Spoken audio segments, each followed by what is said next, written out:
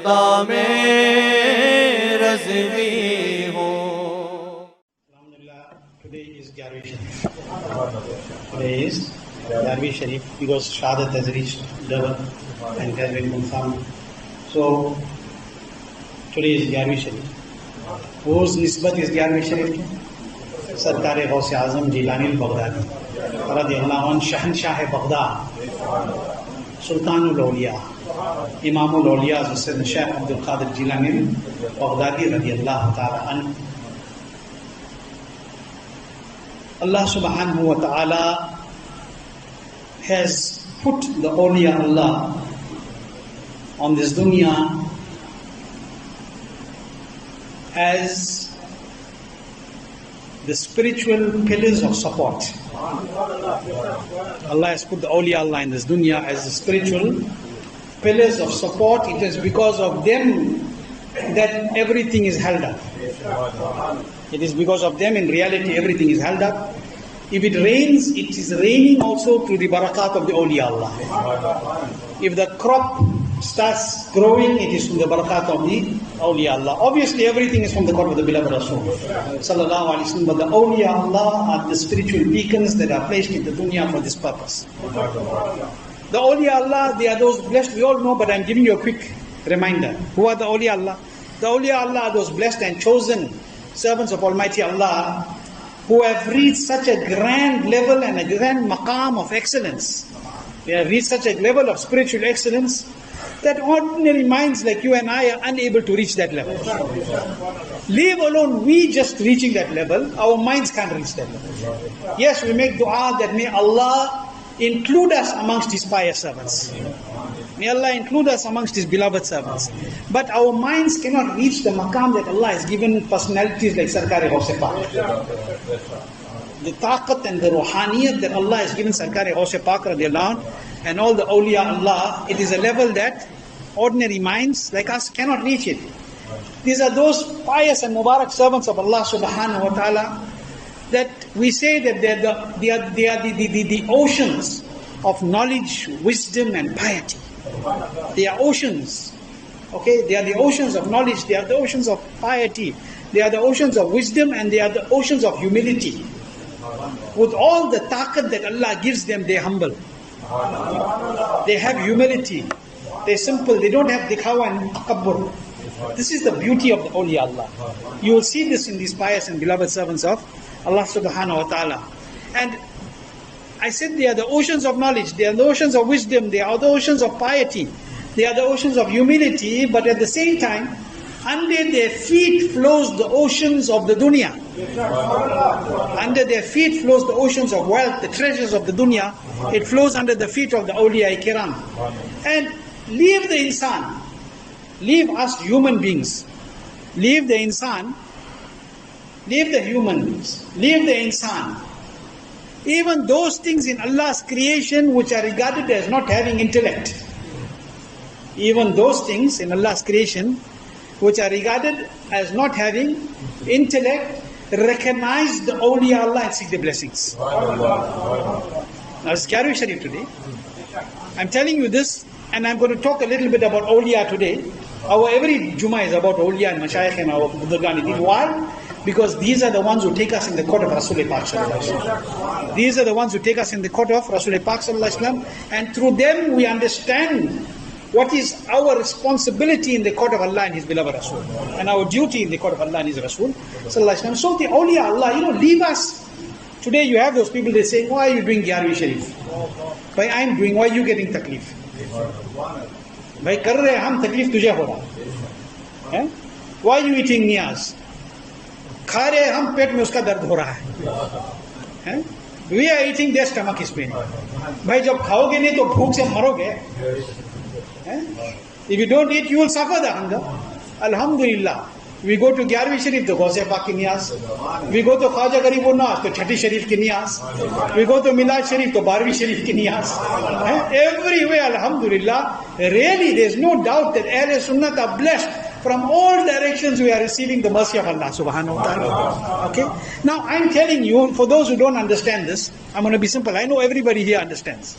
But to strengthen your and my faith, And also so that you have some jawab for the others. For understanding purpose, I'm telling you this, that leave alone us. Trees and stones are slaves at the feet of the Awliya Allah. The feet of the Awliya Allah. You must remember the karamat of a wali. The karamat of a wali is what? It is the manifestation of the mu'ajaza of his Nabi. Karamat of a wali is the manifestation of the mu'ajaza of his Nabi. Right? So that is why, leave alone insan, even the animals and the stones and the trees, they recognize the Awliya Allah. They recognize them very well and they seek their barakat. They seek their blessings. I'm going to give you two waqiyas. As you know, the time we've changed the system of how we do. 25 past lecture starts, quarter to or to a minute or two after I try to complete. We have 5 minutes halqa zikr, and then by 10 to khutbah and namaz and salatu salam thereafter. Okay? Now, Durood Sharif, Allahumma salli ala Sayyidina wa Nabiyyina Mawlana Muhammad wa ala ali Sayyidina Mawlana Muhammadin wa ashabihi wa barik sallu alayhi. The issue of the things that are called those creations that have no aql and no intellect, even them recognizing the Awliya Allah, there are numerous dalail. But I'm going to give you two waqiyas for understanding, so that you and I understand it better. Hazrat Sayyidina Muhammad ibn Mubarak Suri radiallahu ta'ala. Hazrat Sayyidina Muhammad ibn Mubarak Suri or Suri radiallahu ta'ala. Okay, very great wali Allah. He says that I journeyed once, Hazrat Muhammad ibn Mubarak Suri radiallahu anh, he says, I journeyed once in a caravan in a group, but my main maqsad of journeying was with one personality that was there. One personality was there. That's why I went on that journey. And he said, you know who was that? Hazrat Sayyiduna Ibrahim Adham radiallahu ta'ala. Very great Imam Hafiz Sharif, and I went to his Mazar Sharif. Very great personality. Okay? He was known as Balak Kabadshah. He gave up the entire kingdom for the love of Allah subhanahu wa ta'ala and lived in the wilderness and the jungles. He was a king. And he still remained a king. After that too, he still remained a king, even though he lived in the wilderness. Right? So he says, because I wanted to journey with Hazrat Ibrahim Adham radiallahu, and he said we were journeying to Baitul Maqdis. Baitul Muqaddas, we were journeying to Baitul Maqdis. Right? And he said, so I was on this journey with Hazrat Ibrahim Adham radiallahu, and the caravan stopped under a tree. The caravan stopped under a tree, all of us stopped under a tree to take some rest for Qailullah. In other words, for having a siesta. Have a midday break before we travel any further. He said, when everybody stopped over there, I was under the tree with Hazrat Ibrahim Adham. Me and Hazrat Ibrahim Adham were under the tree, others were there also. He said, what tree was it? A pomegranate tree. Anar.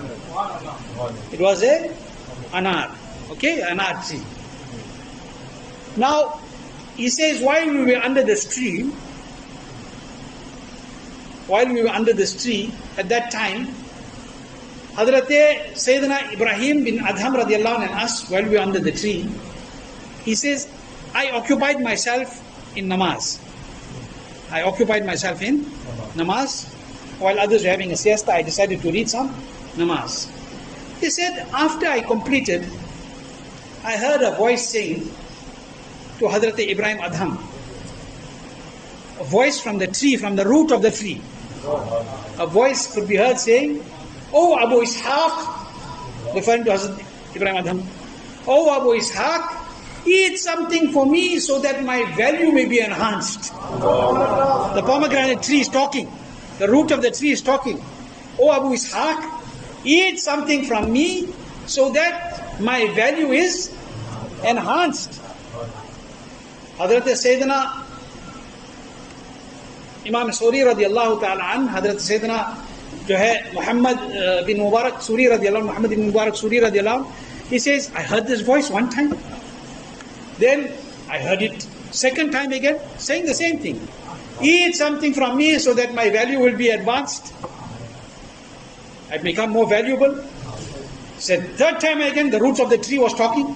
Eat something from me so the value of the tree will be. Who it was referring to? Hazrat Ibrahim Adham radiallahu anh. He said Hazrat Ibrahim Adham just kept his head down. He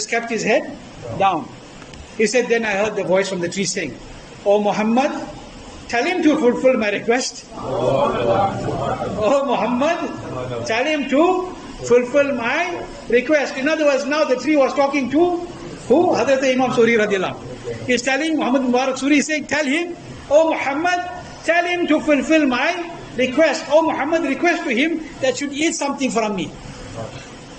Hazrat Sayyidina Muhammad radiallahu anhu, what he did? He looked at Hazrat Sayyidina Ibrahim Adham radiallahu anhu and he said, Huzur, did you hear something? I heard something. Hazrat Ibrahim Adham radiallahu anhu looked at him and said, yes, I heard. So he reached up and he broke 2 pomegranates, 2 ananas. He ate one, and Hazrat Sayyid Muhammad Suri says, he gave me one. He said, but when I ate the pomegranate, it was very sour. It was very, very sour. Because he said the tree was very small. It was not a fully grown pomegranate tree. It was still very young. So obviously the fruit had not become ripe. They not matured as yet also. They were just flowered and then they were very small fruit. So he said, I ate it was a sour tree, the sour fruit. He said, so we ate. After a little while, we left to Baitul Maqdis. When we went to Baitul Maqdis, we went there for long. Then we returned. He said, when we returned, we passed the tree again. He said, but the tree was now massive. Subhanallah. Now the tree was, we're talking about tree, he's planted one tree in Jannah, Subhanallah. Every time you say Subhanallah, you're planting yourself a tree in Jannah. Subhanallah. So he says that the same tree which was small, we're returning now, the tree was massive, fully grown, mature tree and full of pomegranates. The tree was full of pomegranates. Hazrat Sayyidina Muhammad Mubarak Suri says that when we reached there, the tree, he said, so we broke some pomegranates. He said, when I tasted them, this pomegranate was absolutely sweet. This pomegranate was absolutely sweet. Now, think about what the tree said, what the voice said from the fruit of the tree. That, oh Ibn Ishaq, eat something from me so that you may enhance my value. That true knew that it was taking very long for me to reach that level of maturity. If Allah's wali eats from me, I will reach that level very quickly.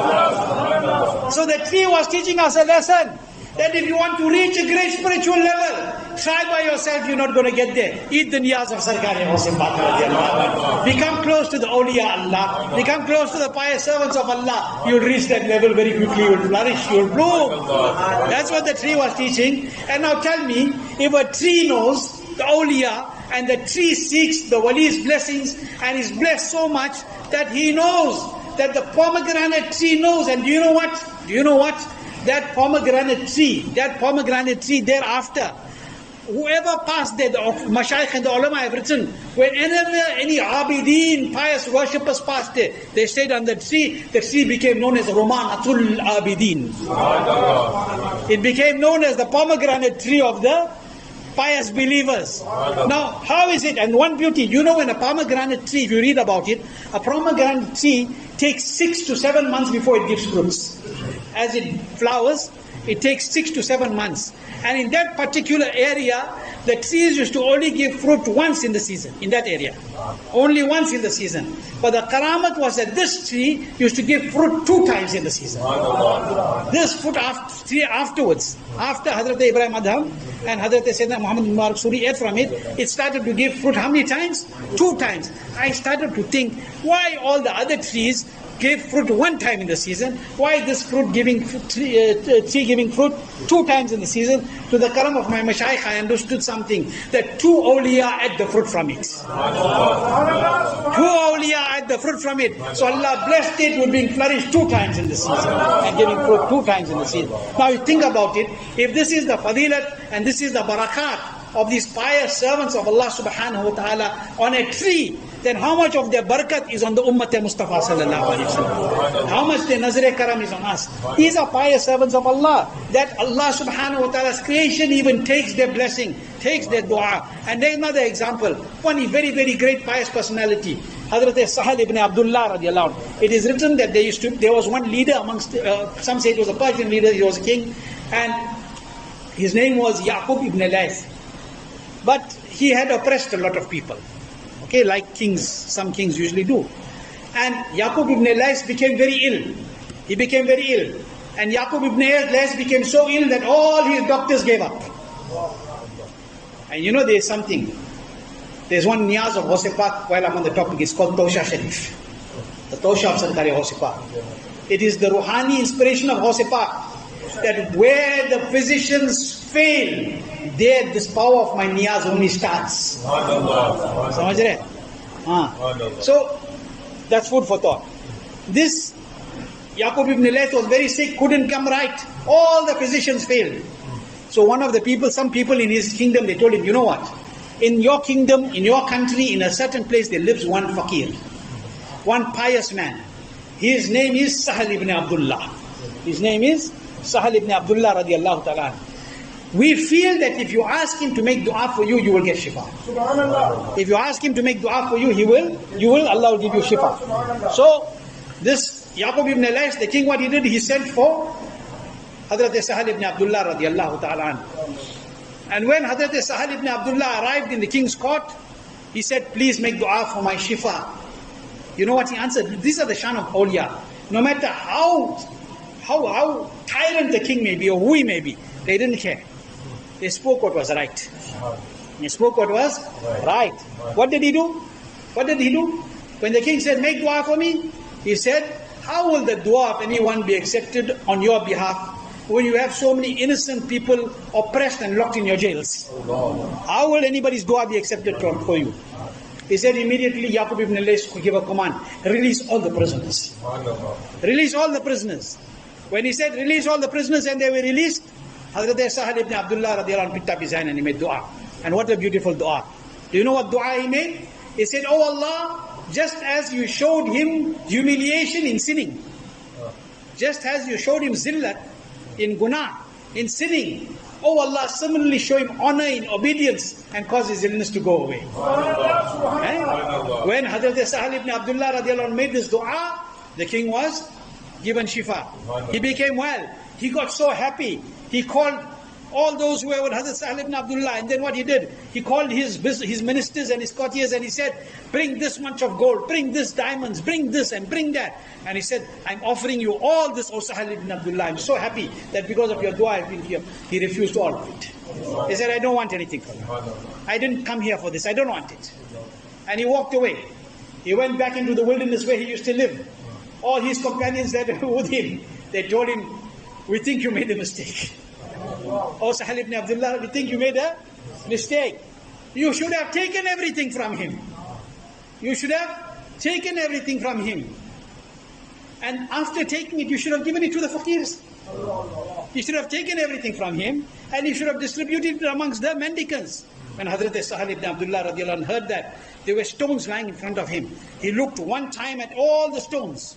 He put his Nazar-e-Vilayat one time at all the stones. Those who are present give gawahi that all the stones turned into precious gemstones. All the ordinary stones lying on the ground turned into gemstones. Hazrat Sahal ibn Abdullah then looked at them and he said, the one who has this much wealth should be dependent on Yaqub ibn Layth. The one who has this much wealth should be dependent on Yaqub ibn Layth. He said, in other words, he said, he takes his wealth out of oppressing the people. I, with my Nazar-e-Karam, change stones into diamonds. What is the wali teaching you? He's teaching you that with this one nazar, if I can change stones and pebbles into gems, then one nazar upon the heart of yours, and I can change you into one of the pious servants. And that is why Sarkari Ghaus Pak, one Nazar-e-Karam upon a chore and he made him an abdal. One Nazar-e-Karam upon a chore and he made him an abdal. And that is why Hazrat Sufi Jamil Qaadiri radiallahu anh says, he says, Tu hai Shaykh Kul aur sab tere chele. Tu hai Shaykh Kul aur sab tere chele. Tere zere pa al wali Ghaus Azam. You are the spiritual master of all. Each of them is your devotee. Under your sacred feet is every wali Ghaus Azam. Vilayat ka hai mulk zere hukumat. Vilayat ka hai mulk zere hukumat. Mili tusko shahanshahi Ghaus Azam. Oh Shaykh Abdul Qadir, the kingdom of sainthood is under your authority. You have been blessed. You have been granted this kingdom entirely, O Ghaus Azam. This is the maqam, and think about it. When this is the shan of the other awliya, what is the shan of Ghaus Azam Jilani al-Baghdadi? So what do we say? That humble yourself around the awliya Allah so that the Nazar-e-Karam can be on all of us. Allah keep us with iman. Let us lead us well with iman.